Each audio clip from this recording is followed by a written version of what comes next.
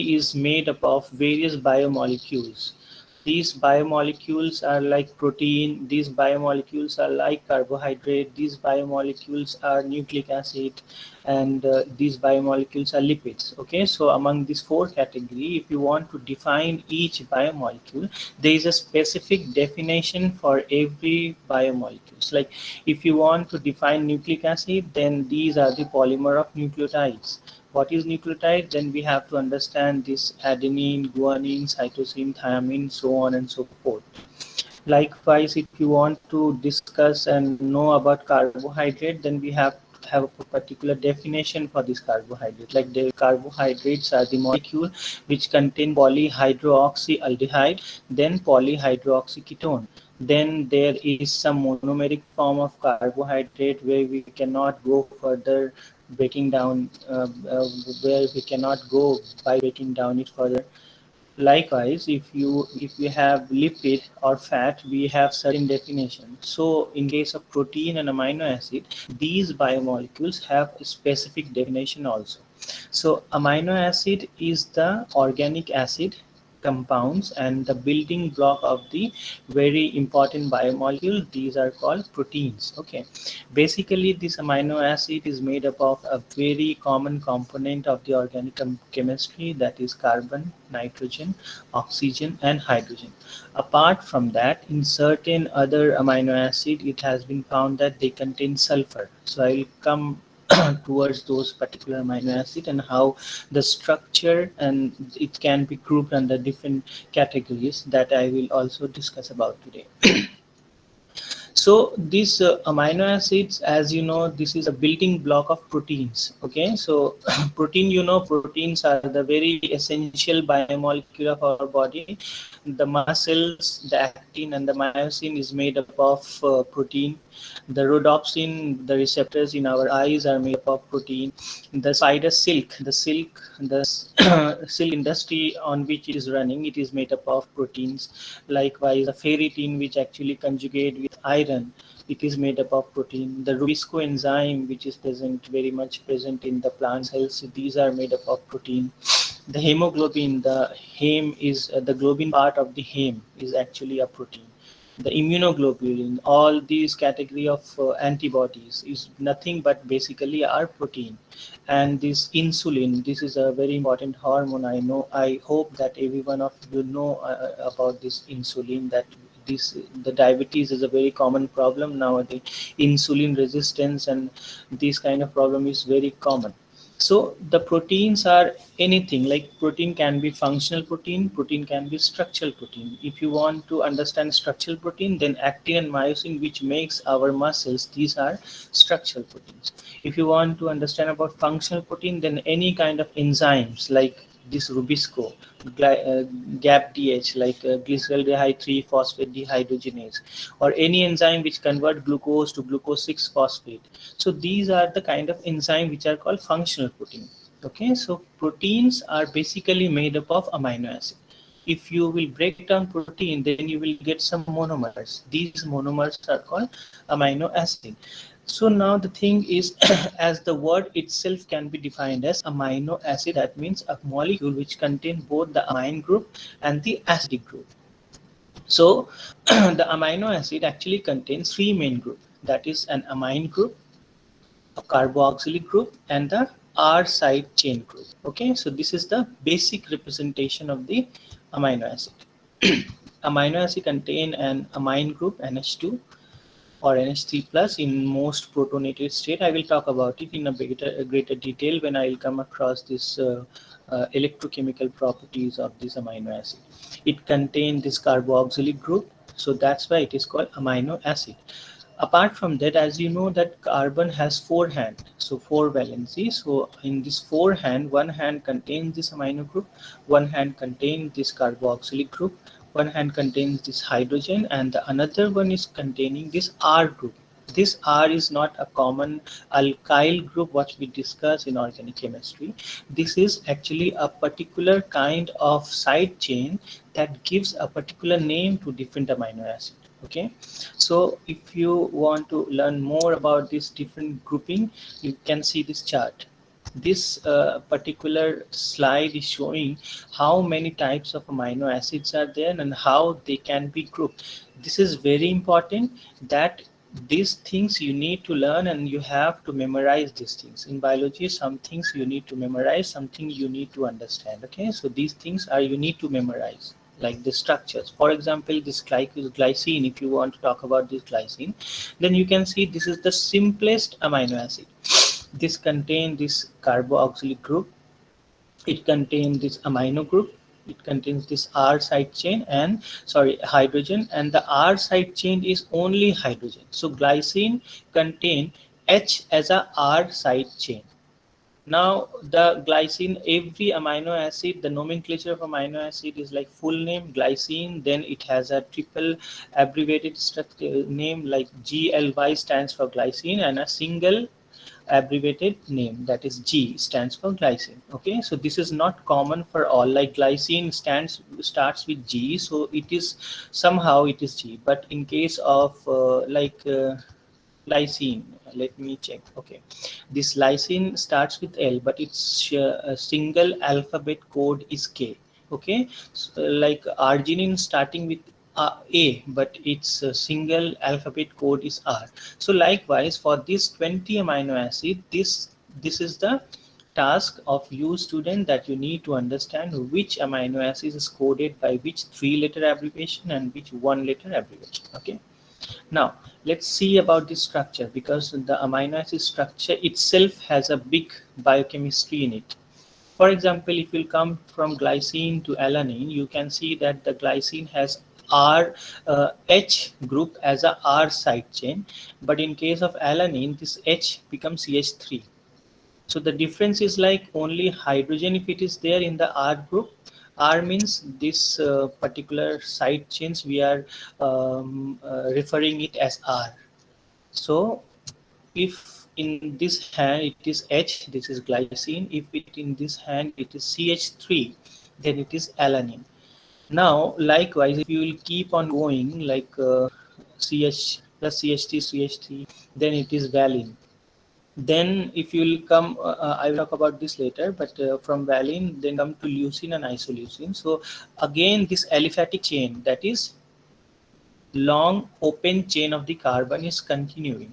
Here 3 carbon were there, here 4 carbon is there, and here 5 carbon, 1 2 3, sorry, here 1 2 3 4, here 1 2 3 4. Okay, so this is leucine and this is isoleucine. So iso means another the same chemical formula but different structural formula. So these 4 carbon chain is there, but the location of this carbon is different, so that's why this is called iso of this leucine. So isoleucine. Okay, so likewise this is just the aliphatic carbon chain is increasing, so different name of this amino acid and with different chemical and physical properties. Now some amino acid you will see that it contains sulfur side chains like cysteine and methionine. It contains sulfur SH group. Okay, so these two are the amino acid which is very much known for their sulfur containing group, and these amino acid are very much important in bacteriological system, because this heavy metal like silver, like gold, it actually binds with this sulfhydryl group of these amino acid and make the biomolecule inactive, and this is the way through which we actually target bacterial cell. The antimicrobial agent has been designed in such a way. Whether the protein contain mole sulfhydryl group, then we will attack it with the help of some heavy metals. Okay, so every amino acid structure itself has some more biochemistry in it. Okay, so like some amino acid has this organic structure, aromatic structure, close chain structure like tryptophan and phenylalanine.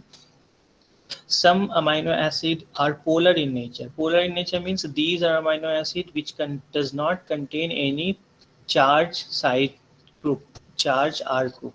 But here we can see that it is containing OH group, which is negatively charged. It contains OH group. So serine and threonine are the 2 amino acid which contain OH side chain. Okay, so these are the negative charge amino acids. Again, if you'll come to tyrosine, again it contains OH side chain with aromatic group. So this is another polar amino acid. If we'll talk about this asparagine and glutamine, so asparagine and glutamine has a property. Before that, let's discuss this aspartic acid and glutamic acid. So aspartic acid and glutamic acid are the two amino acid which is acidic amino acid. So always remember, when we will talk about amino acid, these 20 amino acid structure with its triple alphabet name, with its single code name, we should reflect in our mind. This is very important. If you will go for the higher studies, their structure, their function, everything is actually relatable when you will work. So this negatively charged amino acid is aspartic acid and glutamic acid. You can see that in the R side group, it contains CH3, CH2 and COO, and here CH2, CH2 and CO. So these are called aspartic acid and glutamic acid because these amino acid contain the acidic side group. Now if this acidic side group of the aspartic acid is combined with NH2, so instead of O, we are replacing it with amine side group, then it will be CONH2. So this CONH2 becomes, from aspartic acid, it is becoming asparagine. So the name is also different. This is ASP and this is ASN. And the single code for aspartic acid is D and the single code for asparagine is N. Okay, likewise, if you'll talk about this glutamic acid, then the glutamic acid has C double bond O N side chain, but if you'll replace this O with NH2, then the glutamic acid becomes glutamine. So this is how we actually relate one amino acid with another amino acid in order to remember it more perfectly. Okay, that's why I'm taking more time for this slide to explain you. Okay, so some amino acids are positively charged amino acid, like this lysine, arginine, and histidines. Okay, so these are very much important amino acid because these are the amino acid which actually the reserve of positively charged amino group.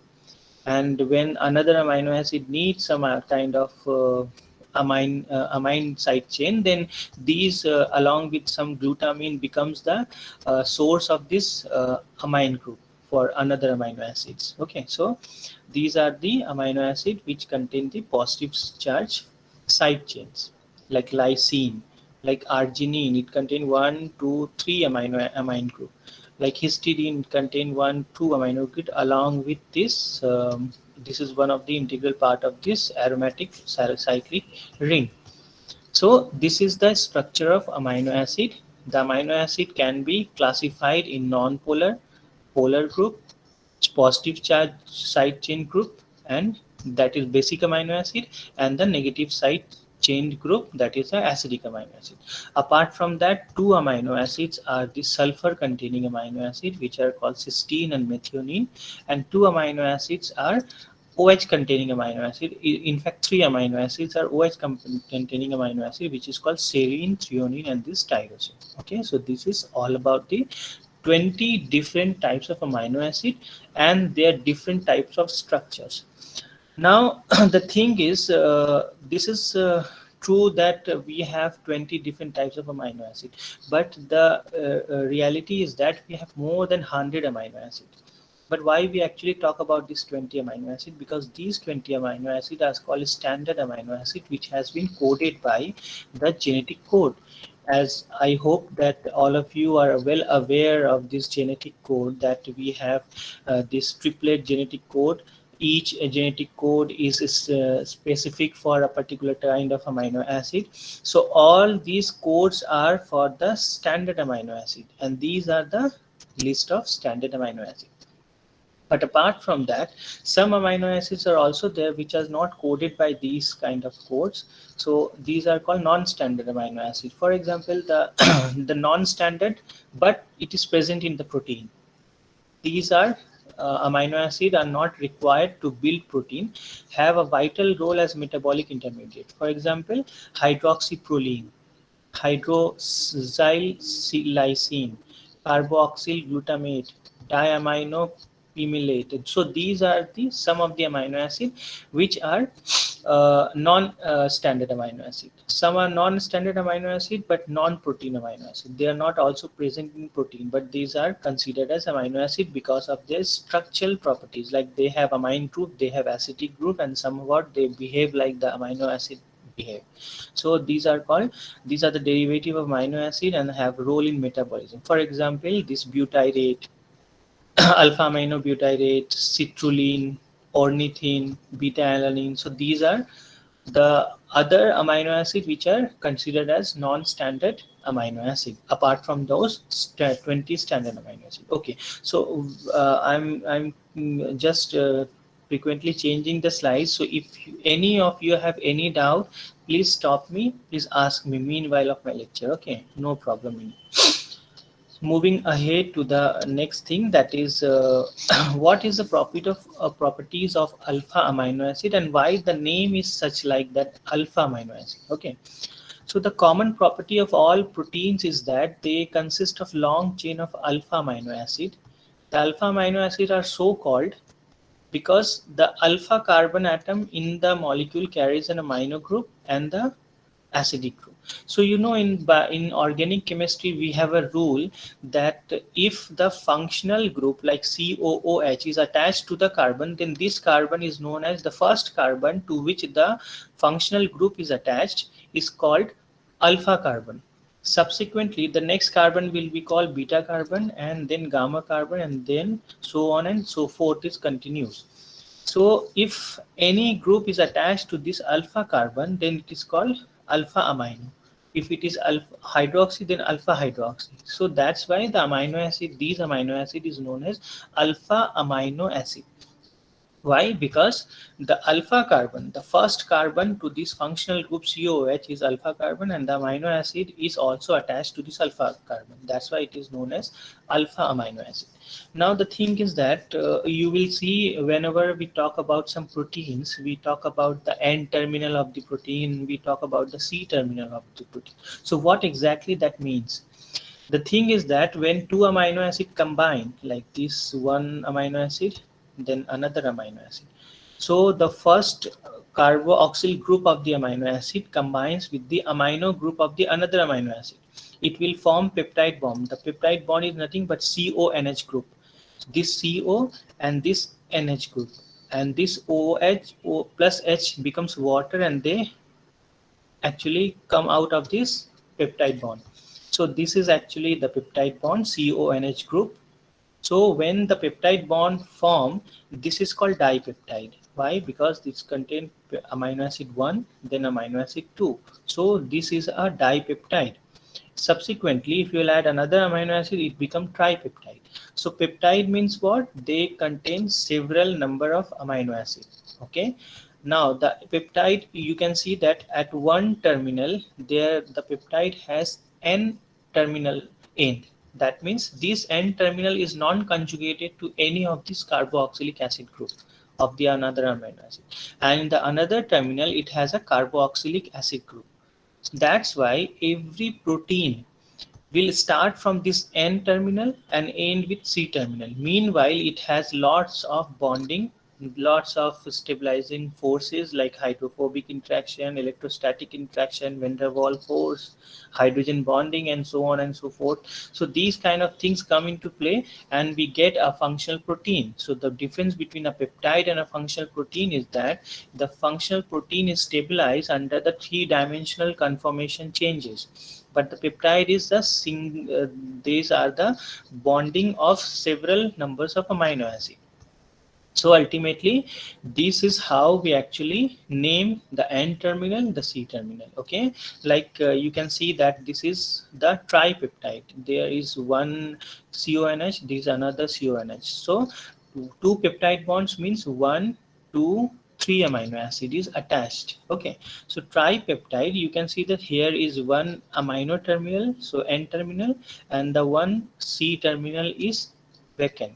This is not occupied with another side chain. So likewise, if it is a long, very long amino acid chain which is a part of the protein, then always it has a N terminal and the C terminal. So this is how we actually relate that what N terminal means, what C terminal means, and how the peptide bond formation take place. So if this is a polypeptide, and once you will let the polypeptide to be stabilized under the equilibrium condition, that is a proper pH, proper temperature, then it will form some conformational changes. It will appear as a three-dimensional object. Then only it will be a functional protein.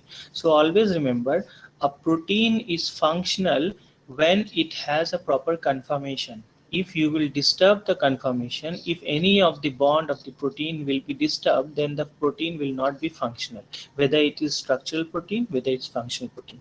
So that's why a protein is functional under its own ambience, like it has its own pH, it has its own temperature, likewise. Okay, so and even if it is stable, even if it has a very well established three-dimensional conformation, still it will be showing this N terminal end and the C terminal end, because the N terminal will always be free and the C terminal will always be freely occupied.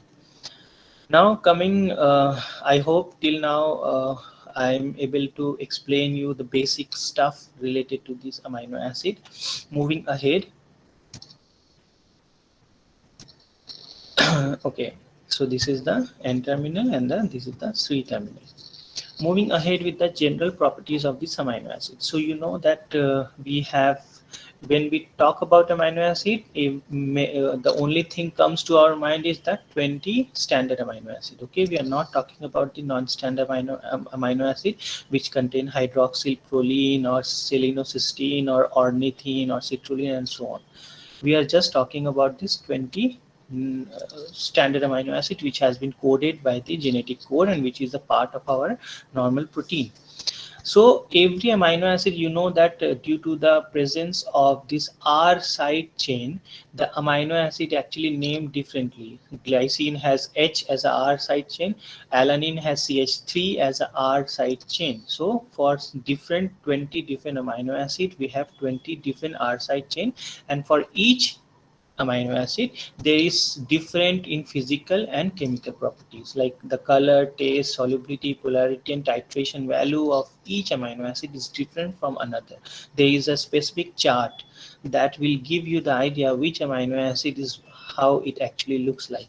If you will get the opportunity to perform thin layer chromatography experiment, you will see that every amino acid, based on their side chain, their motility is different in the TLC plate, and you will quantify if there is some formula to understand which dot is which amino acid with the help of the RF value. Okay, so this RF value actually comes when you will see the movement of this amino acid. So this is actually a TLC, thin layer chromatography experiment, through which we actually identify different types of amino acid. So these are the physical property. For the chemical property, since you know that amino acid contains the COH group, amino acid contains this NH2 group, and amino acid contains this both COH and NH2 group. Apart from this normal alpha COH and alpha amino group, like aspartic acid and glutamic acid contain extra COH group, like lysine and arginine contain extra amino group. So due to this R chain also, so an amino acid structure and amino acid's property is actually the reflection of the different properties of their side chains. Like if arginine is a basic amino acid because it has lots of amine group in this side chain. Aspartic acid is the acidic amino acid because it has COH, a carboxylic acid group in its side chain. Okay, so likewise, we actually define every amino acid differently based on their structure of the different side chain. Now, the important aspect that as an undergraduate student you need to understand is the electrochemical property of the amino acids. Okay, so if we will talk about the electrochemical properties of the amino acid, we have to understand what is zwitterion and what is isoelectric point. These are the very important thing. Why we are talking, why we focus on this zwitterion and isoelectric point? Because you know that suppose one fine day you are working with some novel protein, you want to decode the numbers and the nature of the amino acid with the help of some parameters. So how you will understand that which this protein is made up of which particular type of amino acid. For that, every amino acid should have some particular property. Isoelectric point is one of the that kind of property which actually define a particular amino acid. The glycine has different isoelectric point, like lysine has different isoelectric point. Likewise, aspartic acid has different isoelectric point. So this is one of the parameter with the help of which we can understand the identity of a particular amino acid, and we can utilize it even in the formation of the peptide. Suppose you are working with some drug delivery system and you wanted to synthesize a particular kind of peptide with the help of 4 amino acid, and that peptide will exactly behave like an antibiotic. So in that case, you need to understand the isoelectric point of each amino acid. Then you can add it, then you can make a functional peptide, and then you can work with that particular drug, improved drug delivery system. Okay, so that's why as a biochemist, as a particular person engaged with the amino acid study, the electrochemical properties and this zwitterine and isoelectric point is very important. Now let's see how actually we understand, or how what are these zwitterine and how what are these isoelectric point. So in chemistry, a zwitterine, also called a dipolar ion, is a molecule that contains an equal number of positively and negatively charged functional group. For example, if I will talk about hydrochloric acid, so you know that hydrochloric acid under ionic condition, it will give you only polar group. Like it will have only, suppose if I'm talking about some molecule like acid, HCOH, it will give you the COH group. Okay.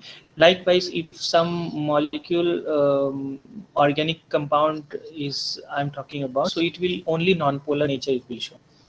But some molecules are there which will have both positive as well as negative charge in its structure. For example, just look at this. This is a particular amino acid contain carboxylic group, the amino group, this R side chain, and this hydrogen group because of the 4 different valency of the carbon. Now you can see that at this stage, that is under very low pH condition. So the pH value, you know that it is actually the reflection of the protonation. So highly protonated means highly dominant positive state will be reflected when the molecule is under very low pH in the acidic pH. Okay, so this is actually showing the very highly protonated state of the amino acid. Here you are getting only +1 charge of this total group. But when you will rise the pH gradually, there will be deprotonation from this place, from this carboxylic acid group. So it will be ionized as COO minus. Now the total entire charge of this amino acid group, this amino acid is +1 and -1. So ultimately it is 0. So this is the state where the amino acid movement towards anode and the cathode will not be there. It will be stabilized under the normal equilibrium, and there is no movement at all in this amino acid. This particular state of the amino acid is called zwitterion. As I've told you, a molecule can exist either in totally negative state or it can exist in totally positive state.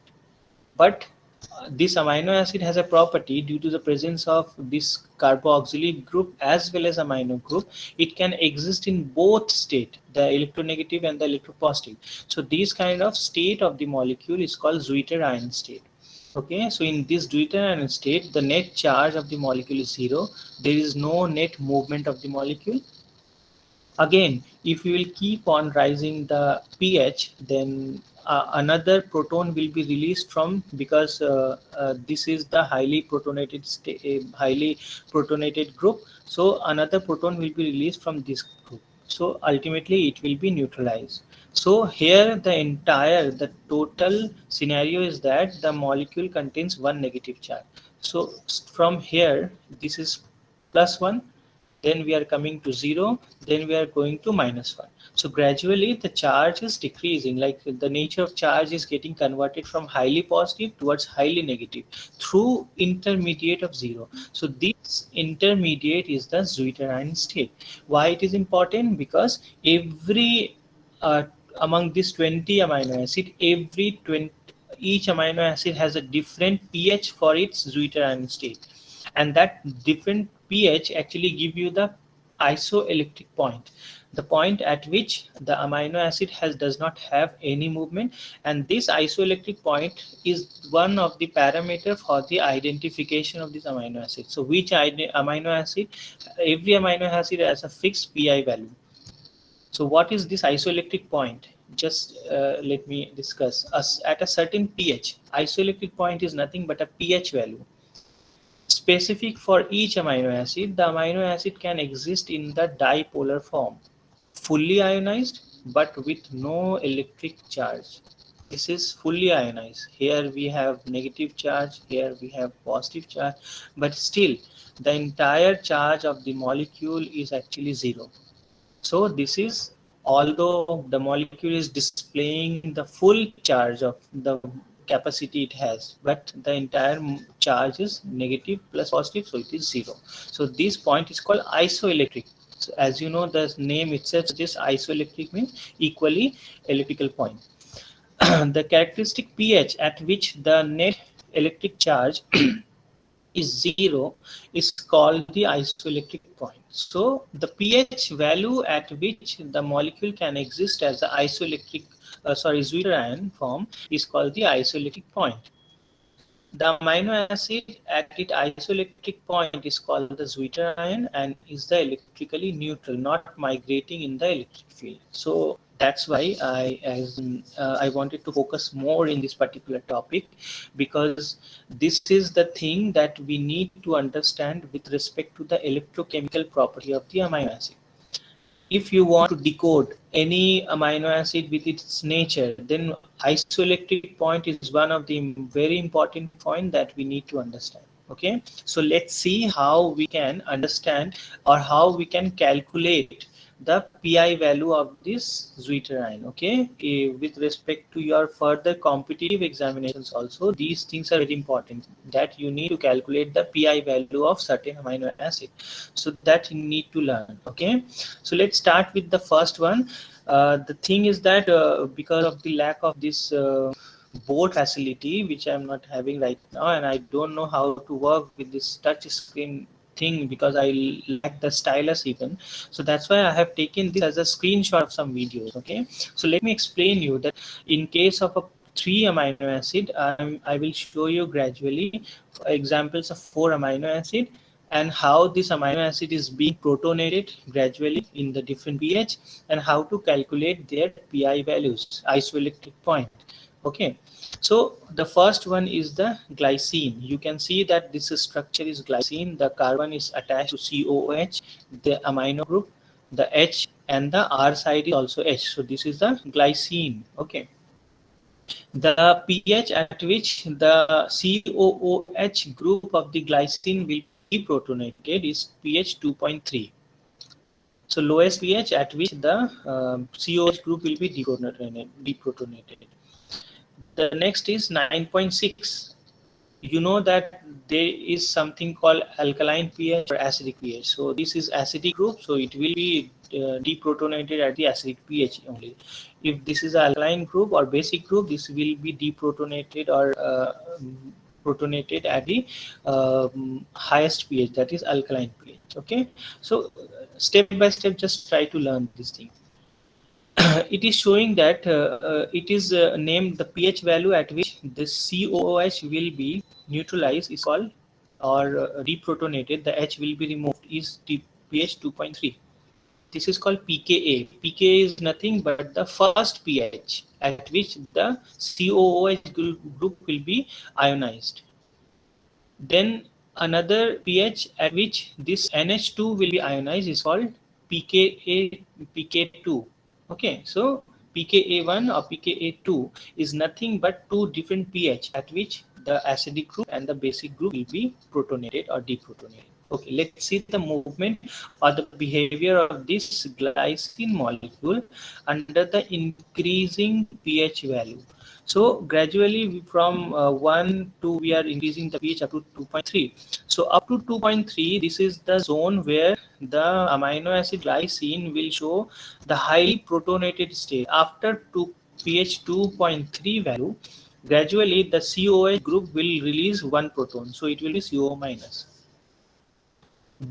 Below that it will have highly protonated, so that means COO will contain one H plus NH2 will also contain one H, so the total charge of this molecule is +1. Now gradually you are coming beyond this 2.3 pKa value where the OH, this H group will be deprotonated. So now it is -1 and this is +1. So from 2.3 to 9.6, because 9.6 is the another pH value of this deprotonation, up to this junction the molecule will behave as a zwitterion. Why? Because it has one negative charge, one positive charge. So the zwitterion will be existing in between that two frame of pH 2.3 and pH 9.6. After pH 9.6, what happens? This deep protonated NH3 group will again release one H plus and it will become NH2 from NH3 to NH2. Now the entire charge is only -1. So you can see that here it was +1, here it is 0, and here it is -1. Now the thing is how to calculate the PI value, the isoelectric point of this glycine. To calculate the PI value of the glycine, the pKa1, that is this one, plus means the where the zwitterion actually existing, the the left side and the right side pKa values we need to average. Okay, so the pKa is 2.3, the pKa2 is 9.6. If you will average it, 2.3 plus 9.6 divided by 2, it will come like 5.95. So that means the glycine will be identified by the molecule which has a PI value of 5.96. At pH 5.95, sorry, it will act as a zwitterion. So this is the identity of the glycine. Moving to the next amino acid, that is lysine. So meanwhile, I'm again telling you that if you have any question, just stop me and ask me, okay? Because these are the things that you need to understand, and this is how we actually understand the isoelectric point of each amino acid. So okay, so glycine, you know, the structure was very simple: COH here, NH2 here, H and H. Okay, now we are changing this H group to some another R group in lysine. So here the NH3 will be added. So altogether we have three charge group. One is COH, one is NH2, there another NH2. Now the pKa value is pKa1 2.18, pKa2, the another first proton will be liberated from the COH group. The second proton will be liberated from the alpha amino group, and the third proton will be liberated by any other amino group. Okay, so this is the actually criteria. If it is acidic group, then what happens? The first proton will be liberated from the alpha carbon group, the second alpha carboxylic group, the second uh, proton will be liberated from the another COOH group, and the third proton will be liberated from the another amino group or alpha amino group if it is present. Okay, so that means it is present. Okay, so there are two things. So let's see the behavior of lysine under the increasing pH. So as you know that 2.18 is one junction below which the lysine exists as a highly protonated. So this is COOH, this is NH3 plus, this is NH3 plus. So total the charge is +2. Now increasing beyond, coming out of 2.18, above 2.18 to next is 8.93. Up to this junction, the proton will be deprotonated in COH and it will be COO minus. So 1 minus, 1 plus, 1 plus. So altogether 2 plus, 1 minus, that means the entire molecule will behave as +1. Still it is not a zwitterion. The criteria for the zwitterion is the entire charge will be 0. Let's see next. Apart, if you'll go beyond 8.95, this is 8.95. So beyond F.95, then this proton will be liberated. So here we are getting this is 0, this is NH3 plus, and this is CO minus. So altogether 1 plus and 1 minus, this molecule is displaying net charge is 0. So this is the zwitterion state. And then if you will move further, then the another proton will be liberated from this one. So it will be NH2. This is NH2, this is 0 minus. So ultimately from plus 2, plus 1, 0, then minus 1. So ultimately the entire highly positive state is converting to entire highly negative state. Meanwhile, we are getting a zwitterion value. Now how to calculate the PI, isoelectric point for this lysine? For the isoelectric point of the lysine, the criteria is same, that the zwitterion stored at the zwitterion step, the left side and the right side, these two pKa values will be considered. So 8.95 plus 10.5 divided by 2, this will give you the isoelectric point for this lysine. Okay, so this is the example of the basic amino acid and how we can find this PI value of this basic amino acid. Okay, so moving ahead with another example, that is a negative charge amino, a negative charge side chain. Like for this tyrosine, OH is negatively charged. How to calculate the PI value and how the behavior will be monitored. Okay, so see here what happened. The molecule tyrosine in there is the pK value is 2.2, 9.1 and then 10.5. Okay, so since it is not a carboxylic acid group, that's why this will be, the proton will be liberated from here at the very last step. Okay, if it is COH, then after just this carboxylic group, it will be the second one and this will be the third one to liberate the proton. So understand the criteria. These are some biochemical criteria that on the basis of which the proton will be liberated. Okay, so at the very beginning, that is below the pH of 2.2, what happens, the molecule tyrosine will exist as a highly protonated form, that is COH, NH3 plus, and this is OH. So altogether H plus NH3 plus, that means the molecule is showing plus 1 charge. Coming to above 2.2 value, so the next proton will be liberated from the COOH group. So it will be like CO minus NH3 plus, and this OH is still 0. So ultimately minus and 1 positive charge. So the entire molecule will display the value 0. So this is the zwitterion state. Let's see the another behavior, because we have 9.1 pH also and this 10.5 pH also. So at 9.1 pH, this amino group will liberate one proton and it will be neutralized. So, and this is already neutral. So this entire molecule will display -1 electrostatic state. And if you will move ahead further with pH 10.5, then it will be like, here it is already -1, here the proton is also liberated. So from here the proton will be liberated and it will be -1 again. So this -1 and this -1 together, it is -2. So now see the movement, like it is +1, then 0, then -1, then -2. So the zwitterion state is this. If you want to calculate the PI value, then you need to calculate on the basis of the left side value and the right side value. So the left side value was 2.2 and the right side value was 9.1. So average of these two values will give you the PI value of this tyrosine. So sorry, so the PI value of tyrosine is 2.2 plus 9.1 divided by 2, it will be 5.6. So every PI value, like tyrosine has this PI value, lysine has another PI value, aspartic acid has other PI value. So like this, we actually understand, okay, which amino acid has which PI value, and this is will help you to, for various aspects, to understand the protein structure, to understand the protein function, which pH will be suitable for this protein function or not. Okay. Likewise, this is an acidic amino acid. So in this case, what happened? The very low pH, it will be highly protonated. The first deprotonation will be happen from the alpha carboxylic group. The second deprotonation will take place from the another carboxylic group, and the third deprotonation will take place from the alpha amino group. So here the zwitterion state is this one.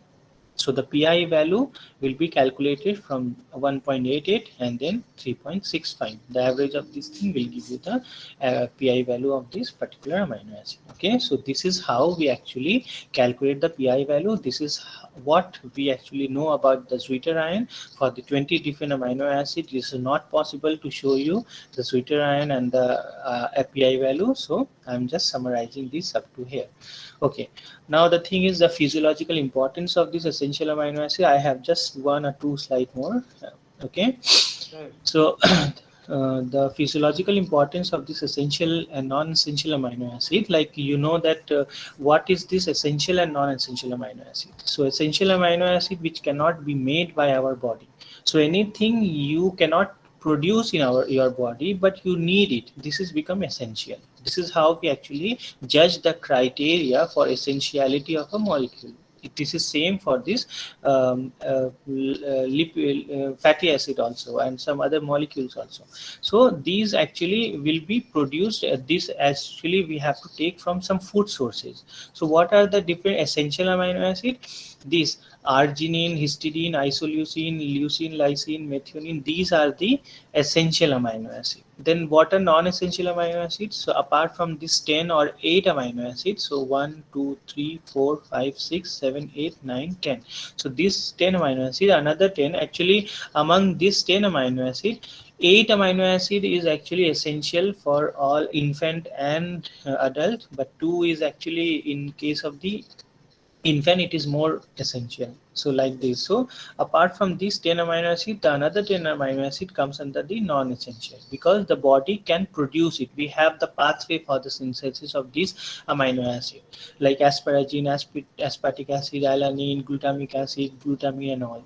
So these are the group of essential and non-essential amino acid. Non-essential does not mean we don't need it. We need it, but we have the ability to produce it. So we don't have to rely upon the food sources or anything else. Okay. These are the list of food from where we get this essential amino acid like egg, parmesan, sesame, soy protein. Okay. So various actually what we say is what the non-vegetarian foods like fish, meat, poultries, egg, these actually contains the rich amount of the essential amino acid. That's why their protein is also called first class protein. If you will study about the category of protein, some proteins are called first class protein, some protein are called second class protein. The first class proteins are those protein which contain all these essential or many of these essential amino acids. So basically it has been found that mostly those poultry, egg, meat and fish, they are rich in essential amino acid. That's why their protein is also called first class protein. Okay, so I think I should summarize up to here only. If you have any question then you can ask me. Thank you very much everyone. Thank you very much organizers also. Thank you very much, Dr. Junaid Jilan Javed. So I'd like to request the students, if they have any questions, please ask the question to the speaker. Yes. sir, Yes. Hello, sir. When we calculate PI, All right. So yes, please first utter your name and then continue the questions of the. sir, I am Sotik Saha. Shruti. Okay. Shruti, in which year you are? I am in second year. All right. Okay. Please ask your question. Sir, during calculate of PI value, Mm. in case of lysine, Mm. we consider the last two PK value, but Yes. during tyrosine, Mm. we consider first two PK value. Okay. Yes. Yes. Then what's your question? Then why it So, is so, right? yes, Okay. See, the criteria is that when it is only the carboxylic group and the amino group, then the first proton will be liberated from the alpha carboxylic group. Then the second proton will be liberated from the alpha amino group. But if it is the third amino group, then the third amino group will be the third one to liberate a proton. In case of tyrosine, the third group is not amino group. This is OH group. Okay, so that's why here the criteria is different. First is alpha carboxylic group will liberate, second is alpha amino group will liberate, then the OH group will liberate the proton and it will become O minus. In case of aspartic acid and glutamic acid, it contains acidic amino acid. So in case of acidic amino acid, apart from the alpha carboxylic group, it contains additional carboxylic group. So the carboxylic group are those groups which are acidic in nature. So the first proton will be liberated from the alpha carboxylic group. The second proton will be liberated from another carboxylic group only. Then the third proton will be liberated from the alpha amino group. So these are the criteria on the basis of which we actually understand how the amino acid is behaving under different pH. I hope I have given the answer of your question. Okay, sir. Okay. Next question by Pranay Kundu. Please pronounce your full name and the college from where you are, and then please continue the question. Sir, my name is Pranay Kundu. I am from Vijayanaran Mahavidyalaya, Zoology 3rd semester. Sir, I have the same question, and that is why tyrosine PI value is last 2. It is explained. Okay. Okay, thank you, sir. Okay. Well, All right, I think you've already got your answer. So do you have any more question?